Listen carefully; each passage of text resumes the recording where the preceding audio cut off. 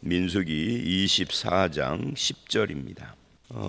발람의 마지막 예언입니다.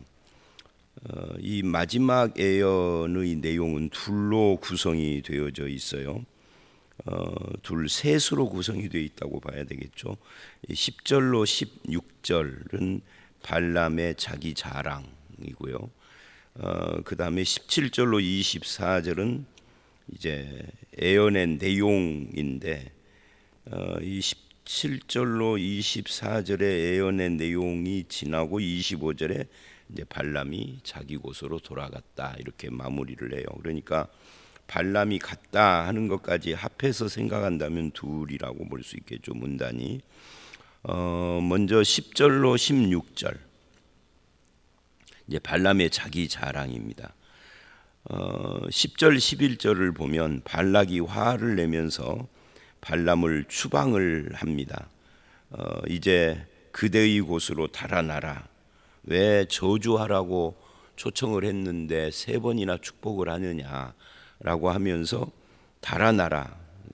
이 달아나라 올 때는 막 엄청난 환대를 하고 막 사람들을 보내고 금은보색을 주겠다고 그러고 그랬는데, 이제는 박대를 하는 거죠. 그러면서 이렇게 말을 해요. 11절, 내가 그대를 높여 심히 존귀하게 하기로 뜻하였더니, 이제 처음 초청할 때 이야기입니다. 여호와께서 그대를 막아 존귀하지 못하게 하시다. 그러니까 발람이나 발락이 모두 다 여호와를 들먹여요. 이 여호와 이야기를 하는 걸 보면 이 사람들이 우리가 생각하는 것 같은 그런 신앙인은 아닌데, 이 여호와에 대한 어떤 종교, 신앙, 종교가 그 당시에는 좀 보편적으로 알려져 있는 것은 아닌가 하는 그런 생각을 하기도 합니다. 어쨌든 어떤 사람이 하나님이나 여호와를 들먹인다고 그래서 그 사람이 신자 또는 구원받은 자, 신앙인이라고, 하나님의 백성이라고 말할 수는 없다 하는 것을 이 11절을 통해서 우리는 좀 점검을 해 봅니다. 그게 중요한 것은 아니고요. 어쨌든 그렇게 해서 이제 발람이 대꾸를 하는 내용이 12절서부터 나와요. 12절로 14절을 보면 발람이 대답을 합니다. 전에 했던 말을 반복을 하죠. 당신이 사신을 보냈을 때 내가 미리 말하지 않았더냐. 13절, 가령 발락이 그 집에 가득한 은금을 내게 주어도 나는 여호와의 말씀을 어기고 선악간에 내 마음대로 하지 못한다. 여호와께서 말씀하신 대로 말하리라 하지 않았느냐. 그러니까 이 말은 신이 주는 말을 할 수밖에 없는 것이 내 입장이다 라는 그런 이야기입니다. 이런 태도나 이런 말을 보면 이 발람이 상당히 괜찮은 사람처럼 보여요. 그래서 이제 발람을 무당 같은 사람이라고 제가 처음 발람 사건 나올 때 설명을 했었는데, 발람을 선지자라고도 부릅니다. 보통 발람 선지자 그러죠. 근데 사실은 거짓 선지자죠. 근데 오늘 말씀을 보면은 제대로 된 선지자 못지않게 말을 해요. 그런데 신약 성경을 보면은 발람을 적그리스도의 모습으로 그리기도 합니다. 근데 오늘 말씀으로 발람이 이제 발락하고 헤어지지만 25장 이하를 보면 발람이 꾀를 내어서 발락에게 충고한 것이 따로 있단 말이죠. 그게 이제 음행하게 하는 거예요, 이스라엘을. 그래서 이스라엘이 하나님께 또 징계를 받아서 많은 사람들이 죽게 되는, 그래서 그것 때문에 신약에서 이 발람을 거짓 선지자요 적그리스도의 모형으로 그렇게 그리는 겁니다. 어쨌든 이 13절 말씀은 지금 자기가 애초에 하나님께로부터 들은 말씀 때문에 나는 그걸 어기지 못한다라고 고백을 하고 있는 거고, 그리고 이제 14절에 이제 나는 내 백성으로 돌아가는데 들으소서 하면서 이 마지막 예언의 주제를 말해요. 14절, 내가 이 백성이 후일에 당신의 백성에게 어떻게 행할지를 당신에게 말하리이다. 그래서 이제 13절까지는 이제 서론적인 거라면 이 14절서부터 오늘 말씀의 본론인데, 이 14절은 이 마지막 발람의 애언의 주제를 말하고 있어요. 이 백성이 후일에 당신의 백성에게 어떻게 할지 그것을 말하겠다. 이게 이제 주제입니다. 그러면서 15, 16절에 자기 자랑을 해요. 그러니까 이 14절에서 우리가 주목해야 할 것은 후일에라는 이 표현입니다. 후일에 되어질 일. 이 후일이 언제냐? 그것은 이 시점에서는 아무도 알 수가 없죠. 그 후일의 일이 17절에 보니까 가까운 일이 아니로다라고 말을 해요. 그러니까 꽤 먼 훗날의 일이라는 이야기입니다. 가까운 일이 아닌 그때 무슨 일이 일어나느냐면 한 별이 야곱에게서 나오며 한 규가 이스라엘에서 일어난다. 야곱이나 이스라엘이나 같은 거니까 여기서 한 규가 일어난다 할 때 규라는 말은 왕하고 관계가 되는 거예요. 그리고 한 별이 일어난다. 이제 이따가 17절 가서 다시 이야기를 하기로 하고요. 그러니까 가까운 일이 아닌 후일에 일어날 일을 지금 이야기를 한다라고 14절이 말하면서 이 백성과 당신의 백성, 이 백성은 이스라엘로 당신의 백성은 모압을 말하는 거겠죠. 그러면서 15절 16절로 이어져 가면서 이제 자기 자랑을 하는 그런 내용이라고 할 수가 있는데요. 말하자면 참 애언을 발람은 해요. 오늘 본문의 17절 이하의 내용은 역사 속에서 다 이루어지는 것이고 이것이 예수 그리스도와도 연결이 되는 참 애언입니다. 근데 이 발람의 애언은 참 애언인데 발람의 신부는 거짓 선지자예요. 이게 참 재미있는 현상입니다. 이 부분이 우리에게 큰 도전을 주는 오늘 말씀의 첫 번째 이야기입니다. 그러니까 신분이 거짓 선지자인데 애언의 내용이 참되다. 이 애언이라는 말을 은사라고 좀 바꾸면 은사는 맞는데 그 신분은 거짓이다. 그러니까 아무리 은사가 있어도 제가 이 민수기를 하면서 이 은사 이야기를 참 많이 하는데 이 발람 이야기가 나온 뒤로부터 그래요. 그 은사가 아무리 참된 은사라고 해도 그 은사를 가지고 있는 그 사람은 구원받은 사람이 아니다. 이런 이야기잖아요. 참된 신분이 아니니까, 거짓이니까. 말하자면 오늘 우리가 추구해야 할 가장 중요한 첫 번째는 은사가 아니라 하나님이 나에게 주신 구원받은 신분이라 하는 것을 이 말씀을 통하여서 다시 한번 또 점검을 하게 됩니다. 우리에게 가장 귀한 것이 뭐냐는 거죠. 구원받은 자라고 하는 것이 가장 귀한 거예요. 구원이 없다면 나머지는 다 쓸모없는 것들이죠. 다 필요 없는 것들이죠. 있으나 마나한 것들이에요. 구원이 없다면.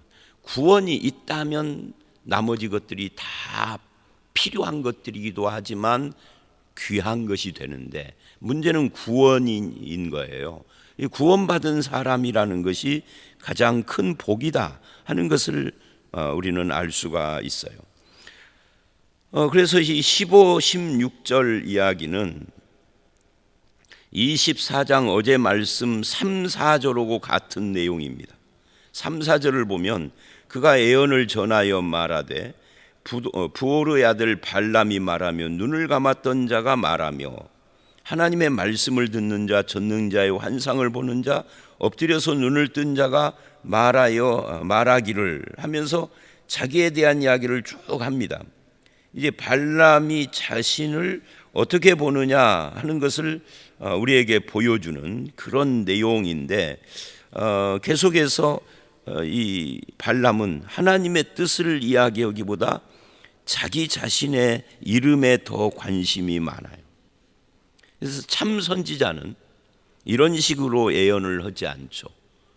다른 선지자들 우리가 이사야라든지 뭐 에레미야, 에스겔 하는 이 선지서들을 보잖아요. 또 소선지서도 보고 거기 보면은 자신에 대해서 이렇게 장황하게 말하는 그 말씀이 뭐 별로 기억나는 것이 없습니다. 그런데 발람은 지금 자기 이름에 관심이 많아요. 내가 누구냐? 내가 어떤 사람이냐를 드러내는데 초점을 맞추고 있는 그런 것을 봅니다.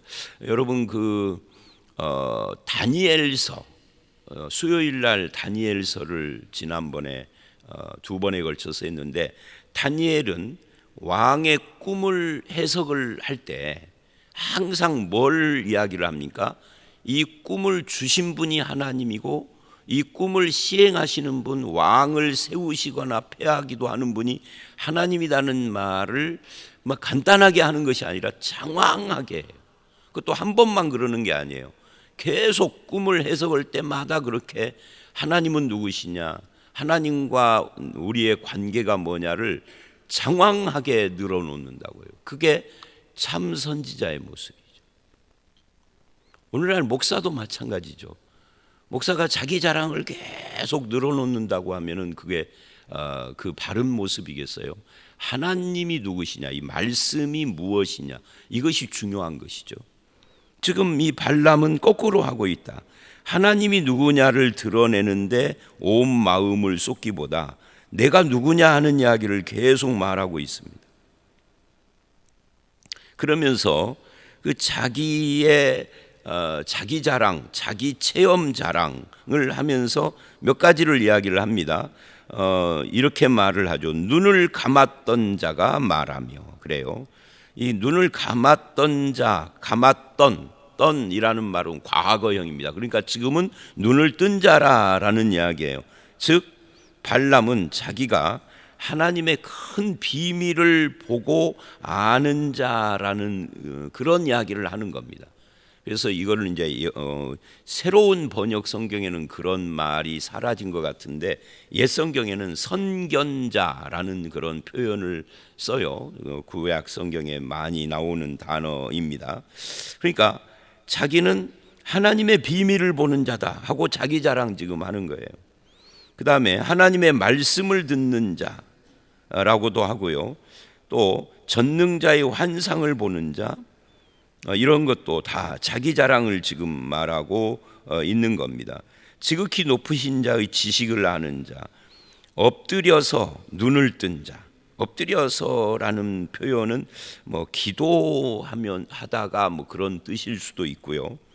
그러니까 이런 모든 내용들이 지금 자기가 얼마나 대단한 선지자냐, 자기가 얼마나 대단한 능력을 가진 자냐 하는 것을 계속 자랑하는 그런 내용이에요. 그런데 그 고린도 후서 11장을 보면 바울은 자랑 문제하고 관계해서 사탄도 자기를 광명의 천사로 가장한다 그래요. 자기를 감추고 그렇게 광명의 천사로 드러낸다, 그런 이야기죠. 사실은 인간은 누가 됐든지 어떤 영적인 체험을 엄청나게 했든지 자기 체험을 자랑하면은 안 되는 거죠. 그거를 통하여서 깨달은 하나님을 자랑해야죠. 근데 우리 주변에 간증하는 사람들을 보면 하나님이 아니라 하나님을 말하는, 우리 전라도 말로 하나님을 말하는 데끼 하면서 사실은 자기 자랑 이야기가 주를 이루어요. 자기가 어떻게 살았는지, 자기가 뭐를 했는지, 어떻게 체험을 하게 됐는지, 체험을 한 뒤에 자기가 본 것이 뭔지, 그래서 자기가 엄청난 것을 본 것처럼 말을 하고 든 것처럼 이야기. 근데 바울은 전혀 3층 천에 올라갔다라고 하는데 3층 천을 어떻게 올라갔는지, 거기가 어떻게 생겼는지, 뭘 봤는지 한마디도 않잖아. 그게 고린도후서 11장부터 12장에 나오네. 그냥 3층 천에 올라갔다 그러고는 끝나버려요. 뭘 봤는지 아무 말을 안 해요. 그리고는 내가 약할 때 강함 되시는 하나님이다 라는 말로 하죠. 그래서 바울의 태도와 지금 발람의 태도와 오늘 우리들의 태도 사이에 우리는 바울에 가까운 것이 아니라 발람에 가까운 사람들이 우리 주변에 간증자나 집회 강사로 너무 많이 떠돌아요. 그 잘못된 것이라고 봐요. 하나님을 높이지 않는다면 우리의 의무, 사명은 하나님을 높이는 데 있어요. 자기가 무슨 영적 체험을 했느냐, 그것이 중요한 게 아니에요. 자기의 약함을 자랑하는 바울하고 틀리단 말이죠. 그러면서 바울은 그래요. 고린도후서 12장에 체험에 관해서는 뭐라고 그러냐면 이래요. 그만두노라. 더 이상 말을 않겠다 그러면 그만두노라. 자기 병을 못 고친 것에 대해서도 약할 때 강함 되시는 하나님이다라고, 하나님을, 약할 때 내가 강해진다는 것이 아니라 약할 때 하나님이 강하시다는 이야기를 해요. 결국 발람은 신령한 체험을 했지만 그럴지라도 하나님 앞에 겸손한 순종자, 참된 선지자는 아닌 거죠. 하나님의 이름, 하나님의 능력, 하나님으로부터 받은 체험, 이런 것들 중에서 자기는 자기 체험을 자랑하고 자기 자랑의 목적으로 그 체험을 이용했을 뿐입니다. 하나님과 관계되는 일에는 하나님을 높이는 것이 우리가 해야 할 일이다 하는 것을 이 16절까지를 통해서 우리가 생각을 해볼 수 있습니다. 그래서 신약 성경은 이렇게 말을 합니다. 은사로 그들을 알리라 하지 않고 열매로 알리라, 이렇게 이야기를 해요. 제가 항상 은사가 나올 때는 항상 열매가 중요하다는 이야기를 계속했잖아요. 오늘은 은사에서 은사로 사람을 평가하지 않고 열매로 평가하고 신분, 그가 아무리 참된 예언을 했어도 신분이 거짓이라면 의미 없는 거다. 남에게는 의미가 있을지 몰라도 본인은 그것이 구원이 아닌 거죠. 그 다음에 이제 17절서부터 24절을 보면 이제 드디어 예언의 내용이 나옵니다. 이 부분이 다니엘하고 틀리다는 거예요. 다니엘은 하나님 이야기를 해놓고 꿈 해석을 하는데 이 사람은 자기 자랑을 해놓고 예언을 합니다. 앞에 15, 16절을 뺐어야 돼요. 그 다음에 17절, 내가 그를 보아도 이때의 일이 아니며 가까운 일이 아니로다. 그 시대가 14절 후일에 일어날 일이고 17절 가까운 일이 아니라 먼 훗날의 일이다 라고 말을 해요. 그때 먼 훗날 후일에 어떤 일이 일어나느냐, 한 별이 나오고 한 규가 일어나서, 그래서 그것이 이제 어디서 나오느냐면 야곱에게서, 이스라엘에게서 나온다. 이 규라는 것이 왕이잖아요. 그렇기 때문에 이 왕하고 관계되고 19절을 보면 주권자가 야곱에게서 나서, 그래요. 주권자, 규, 이게 전부 다 왕하고 관계되는데 이 왕이 또 별하고도 관계된다 그래요. 한 별, 한 규, 주권자, 이게 다 한 인물을 이야기를 합니다. 그는 누구냐? 17절 하반절, 모압을 쳐서 무찌르고 모든 소동을 잠재울 것이다 라고 그래요. 그러니까 이 사람이 하는 것이 이제 왕의 다스림과 관계가 되는 이야기를 지금 말하고 있는 겁니다. 또 18절을 보면 에돔과 세일, 이 에돔과 세일은 에돔과 관계가 된, 세일이라고 하는 것은 지명이고요. 그러니까 에돔은 에서의 후손들입니다. 그 에돔과 세일도 그들, 이스라엘이죠. 이스라엘의 유산, 이스라엘의 유산이 될 것이다라는 말은 산업이 될 것이다.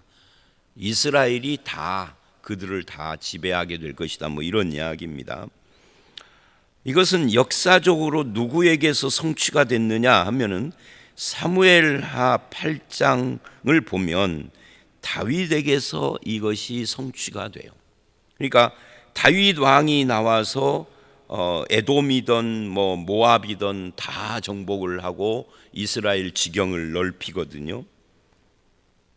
그런데 다윗은 규와 주권자가 맞는데 별하고는 또 좀 차이가 있어요. 다윗의 탄생이나 다윗에 대한 설명을 할 때 그가 별하고 어떤 관계가 있다는 이야기를 성경에 없어요. 그래서 이 별하고 관계되는 이 이야기는 사실은 다윗보다는 훨씬 더 멀리 가야 합니다. 그게 누구겠어요? 예수 그리스도입니다.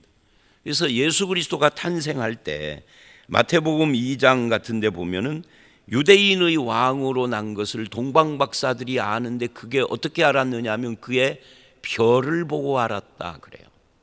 그러니까 마태복음 2장의 그 별이 오늘 이 민수기의 이 별하고 연관이 되고요.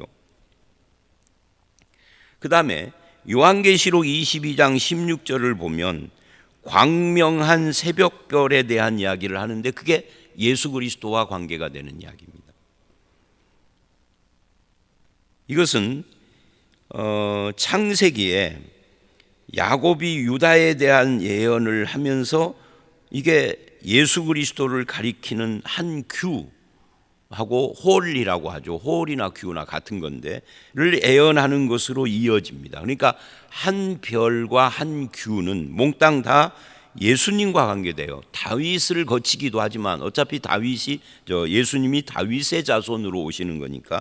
그래서 창세기 49장 10절에 이 예수 그리스도를 예언을 하면서 유다에 대한 예언에 예수님을 가리켜요. 그러면서 이 규 이야기를 합니다.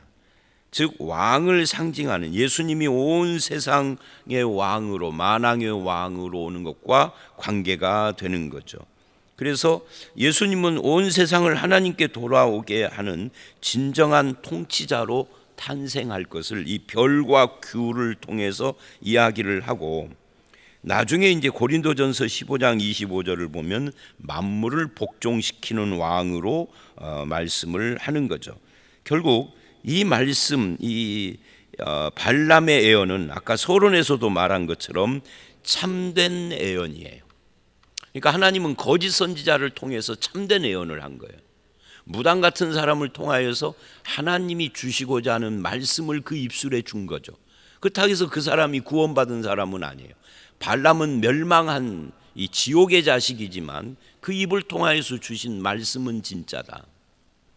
그래서 이제 이 예언이 다 예수님, 다윗과 예수님을 가리키고 있다.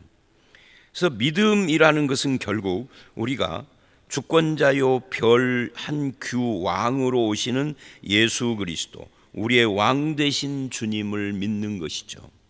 그게 발람을 통하여서 우리에게 주어지는 예수님에 대한 예언이다. 그리고 이제 20절부터 24절, 25절을 보면 모압과 에돔뿐만이 아니라 그 근방 이스라엘 주변에 있는 모든 민족들에 대한 예언을 합니다. 아말렉을 바라보며 예언을 하죠. 이 아말렉은 대대로 이스라엘의 원수예요. 이스라엘을 괴롭히는 자예요. 하나님이 아말렉을 진멸시키겠다 했던 그 족속입니다. 그 아말렉을 바라보면서 그 종말은 멸망에 이르리로다. 이 아말렉을 멸망시키는 자도 결국은 다윗이었죠. 아말렉이 모세 시대에서부터 이스라엘을 괴롭혔는데 모세가 BC 1500년대라면 다윗은 BC 1000년이니까 500년 후에 다윗에 의하여서 아말렉이 멸망을 당합니다. 그리고 겐 족속 그러는데 이 겐 족속 이건 이제 가인 족속이라고도 해요. 그 겐 족속을 바라보며 이야기를 합니다. 내 거처가 견고하고 내 보금자리는 바위 위에 있도다. 그러니까 굉장히 강한 족속이다 하는 이야기예요. 그러나 22절 가인이 쇠약하리니, 겐 족속을 말하다가 가인이 그래요. 왜냐하면 겐 족속하고 가인하고 연결이 되니까 나중에 아수르의 포로가 되리로다 그럽니다. 그러니까 아수르에게 멸망한다 하는 이야기입니다. 이거는 이 예언을 하는 것이 1500년대 1400년대 말씀이고 아수르가 이 가나안 지역 이쪽 지방을 점령을 하는 것이 700년대니까 약 800년 후의 이야기를 지금 말하고 있는 겁니다. 다윗은 500년 후의 이야기고요. 자, 이런 것을 보면은 하나님은 이 세상 역사를 통치하고 다스리는 분이다. 하나님의 백성들만 다스리는 것은 아니다. 아수르는 이스라엘에서 상당히 먼 오늘날의 터키 지방 그쪽에서 일어난 나라입니다. 그런데도 그것까지 다 하나님께서 예언을 하세요. 그 재미있는 것은 24절입니다. 거기 보면 어떤 이야기가 나오냐면 기띔 해변에서 배들이 와서 아수르를 학대하며 에벨을 괴롭힐 것이니 그도 멸망하리로다. 여기서 그도가 기띔인지 아수르인지는 확실하지 않습니다만은 뭐가 재미있느냐면 이 기띔하고 로마가 관계가 돼요. 로마는요 1500년 후에 일어나는 나라예요. 그러니까 예수님 오시기 불과 얼마 전에 로마가, 물론 그 전부터 작은 나라로는 있었지만 세계 제국으로 도약을 하는 것은 예수님 오시기 불과 100년 200년 전이니까 지금 이때로부터는 1400년 1300년 400년 뒤의 일을 지금 이야기를 하고 있다라는 거예요. 그런데 그도 멸망하리로다.